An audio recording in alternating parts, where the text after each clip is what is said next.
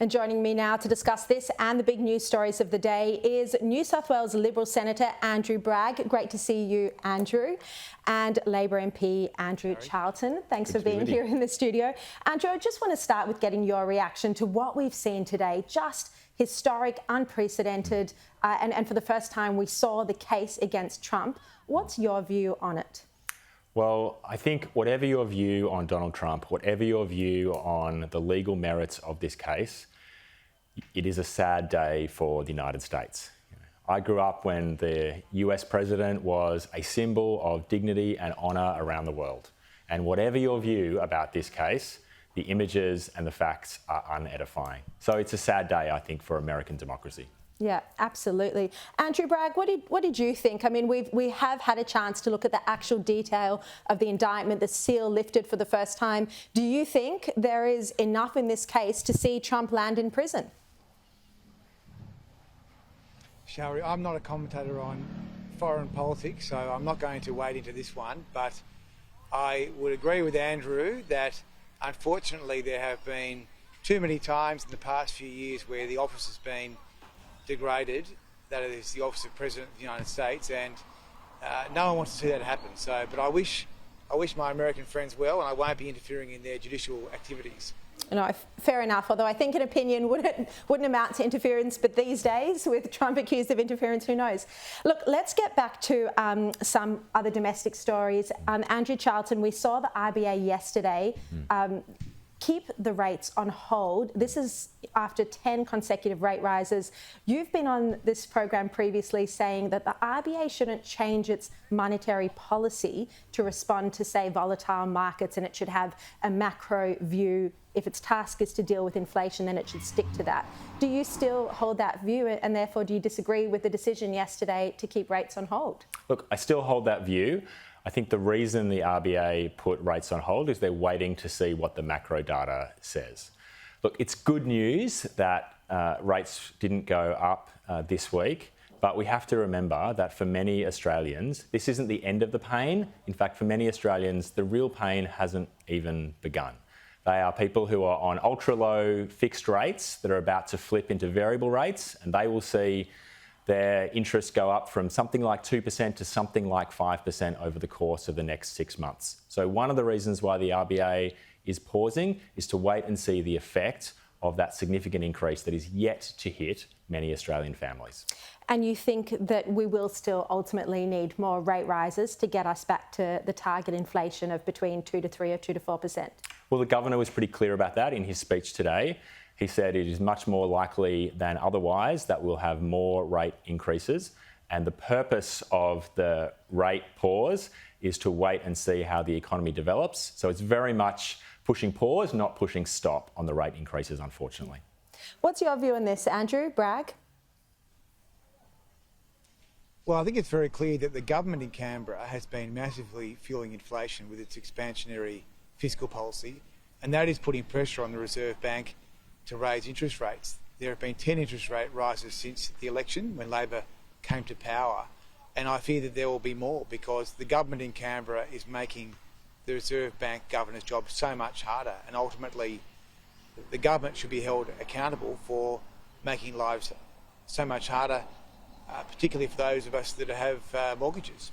Yeah. I think it was 9 since the election. Can I correct that? I think it's 9 since the election. One was during the election campaign. And one was while the Liberal government was in power. But putting that aside, do you want to respond to Andrew Bragg's claims there that you are running an expansionary budget, and it's true that the October budget had net spending growth? Well, the one interest rate rise that Andrew misallocated to Labor is actually a really important point because it signals the fact that this tightening cycle began when the Liberal government was in power and was the consequence of the macroeconomic conditions left by the Liberal government, including a record debt, including bottlenecks across our supply chains. And all of those factors are the reasons why inflation is high and why the RBA is increasing interest rates now. So, Andrew Bragg, do you want to respond to this? Do you want to jump in here? I mean, the main point here is that the government have spent more money than they should have since the election. They've set up $45 billion in off-balance sheet items. and there's another $10 or $15 billion they've locked in through recurrent expenditure. So the government is running an expansionary fiscal policy, which is putting pressure on the Reserve Bank. That's a fact. All right. Well, I mean, that $45 billion of off-balance sheet expenditure, not a dollar of that has been spent. So it is a little bit unrealistic to blame those items for interest rates and inflation that are in the rearview mirror, because none of that has begun. So you'll have to find another culprit to blame for these interest rate rises, and you might not have to look too far away. Well, the IMF is disagreeing with you. They've warned about the presence of these off-balance sheet items. So. All right, let's turn to The Voice now. The Liberal Party today came to a position on The Voice, deciding to vote no. Have a look at Peter Dutton. Well, the Liberal Party resolved today to say yes to constitutional recognition for Indigenous Australians, yes to a local and regional body so that we can get practical outcomes for Indigenous people on the ground. But there was a resounding no to the Prime Minister's Canberra Voice. It should be very clear to Australians by now that the Prime Minister is dividing our country, and the Liberal Party seeks to unite our country. Andrew Bragg, are you disappointed in this result that your party has come to? Well, firstly, I've just added an umbrella to my repertoire here. Look, the point here, I think, is that the party has come to a position. It's not a position that will be binding on everyone. And I'm a member of the committee which is going to review the proposed amendment to the Constitution. And I'll be doing that with a view to try and ensure that we can get the best set of words to put to the Australian people, which increases Indigenous capability in community to make judgments about people's lives, but also that it is a set of words which is safe for our institutional framework in Australia.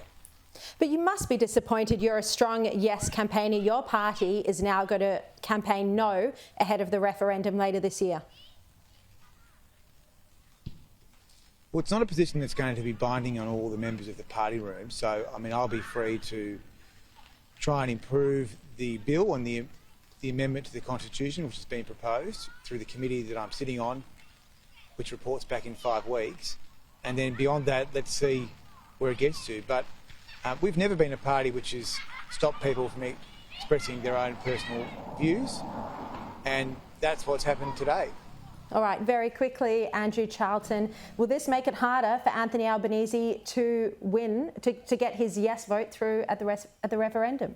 Well, of course we would have preferred bipartisanship, but the truth here is that Peter Dutton is stoking fear of change, when the real fear, the fear that most Australians have, is the fear that things will stay the same for Indigenous Australians, that we'll continue to have high incarceration rates, a big gap in life expectancy and gap in education outcomes. That's the real risk for Australians, and that's why it's important that we support the Voice to Parliament. All right, Andrew Charlton and Andrew Bragg, great to have you with me. Thank you for your time. Thank you.